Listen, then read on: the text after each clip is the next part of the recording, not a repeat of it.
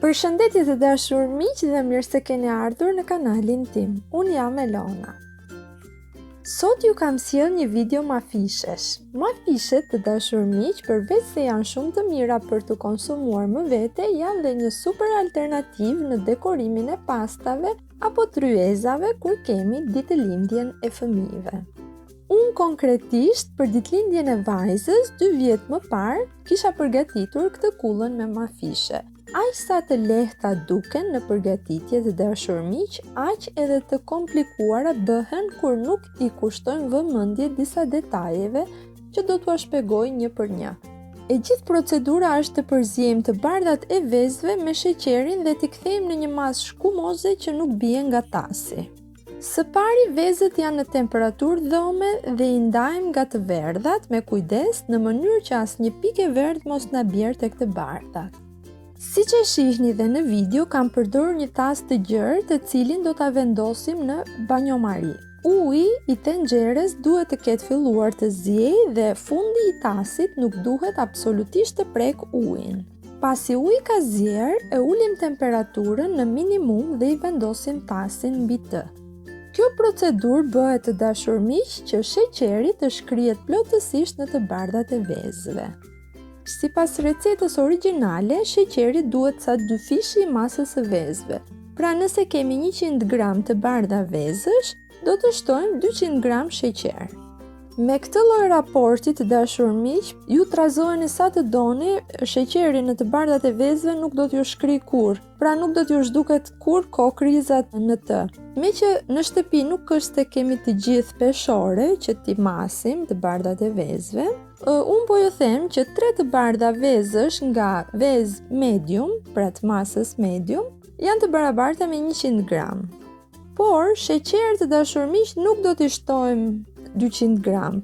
Ju do të shtoni vetëm një gote ujë 200 milimshe të mbushur plot me sheqer, që i thonë një 130 gram sheqer një gjë e tillë.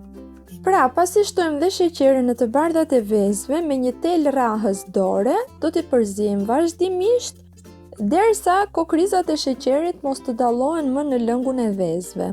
Her pas here, do t'i prekim me gisht dhe do të kontrollojmë që a ka kokriza apo jo.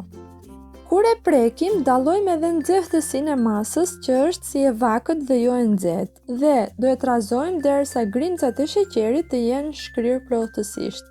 Keni kujdes se të bardhat nuk duhet t'i gatuajmë. Pra, nëse me gishta dalloni që masa është ngrohur goxha, mund edhe ta fikni fare sobën. Në fund fare, masa duhet jetë e rrjedhshme dhe kur e prekim me gishta, grimca nuk ka në të dhe është dhe si mastiq të ngjit në përduar. Kur vjen në këtë formë, e kemi gati për t'u rrahur me mikser ose e kaloni në mikserin e madh ku do ta rrihni, ose në tasin që e keni e rrihni me mikserin e dorës.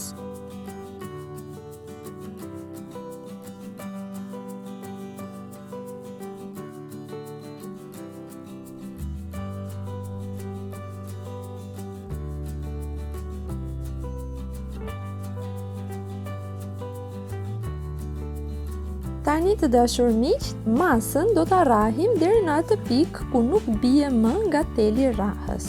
Pra, kur ne e tërheqim për lart, formohet një majuc që e ruan formën.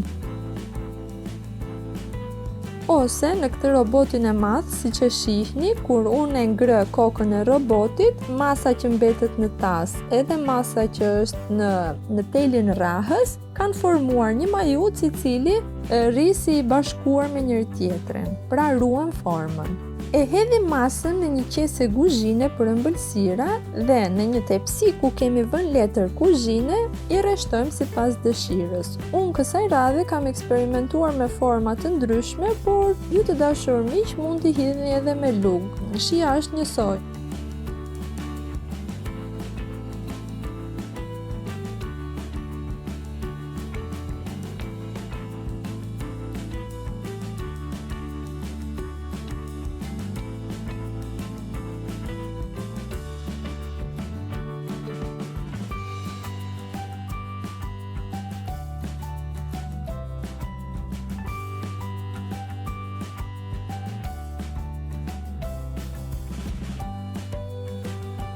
Dhe kemi ardhur në pikën më kulmore pjekjen. Këtu duhet të keni kujdes të dashur miq, sepse edhe unë prej sobës kam dështuar 1-2 herë në pjekjen e mafisheve.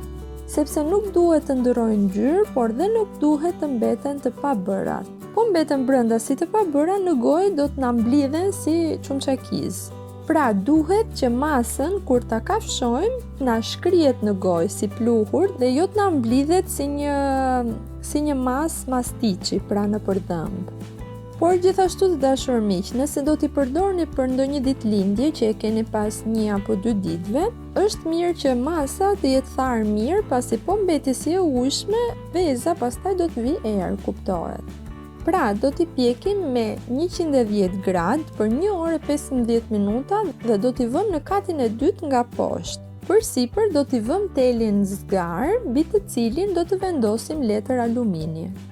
Mos bëni gabimin t'i lini në temperaturë shumë të ulët dhe t'i piqni me orë të tëra, mbi 2 orë apo 3 orë, sepse kjo do të bëjë që masa e mafishes të ndryshojë ngjyrë. Pra, nëse i keni pa ngjyrues, për shembull i keni të bardha, thjeshte të bardhat e vezëve, pa i dhënë ngjyrë, ato do të kthehen në një ngjyrë si krem, vetvetiu. Nuk e di pse, po dhe kjo gjë më ka ndodhur, prandaj po ju a them. Ja pra të dashur miq se si duken pasi janë bërë. Janë të lehta, pupël, kjo tregon që nuk kanë mbetur të pabëra brenda, por gjithashtu nuk na kanë ndruar ngjyrë as fundi i tyre, edhe pse i vum në katin më sipër katit të fundit dhe jo në mes fare. Pra poshtë të dashur miq nuk kanë ndryshuar ngjyrë hiç. Këtë kullën për t'i vendosur e kam bërë vetë me një karton. Pasi e kam gjitur dhe prerë, pra pasi i kam dhënë formën e një kulle, e kam veshur me qese guzhine. Në këtë mënyrë mafishet nuk do të na ngjiten në letër. Për t'i ngjitur mafishet do të përdorim çokoladë të bardhë të shkrirë në banjomari. Mjafton t'i ngjyeni pak dhe i vendosim në kull. Kjo ishte pra të dashur miq, shpresoj t'ju ketë pëlqyer ideja për ndonjë ditëlindje apo për ndonjë festë familjare ku do të vinë edhe fëmijë.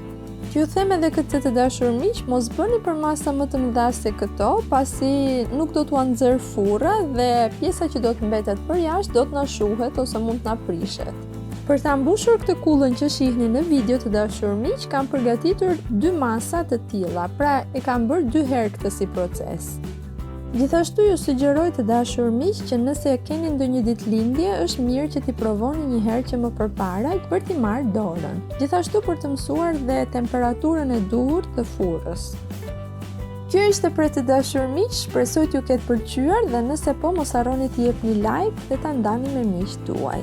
Era e mirë e guzhinës dhe harmonia me njëri tjetrin mos qoftë kurrë mangët në shtëpitë tuaja. Gjithë të mirat dhe mirë dëgjofshim.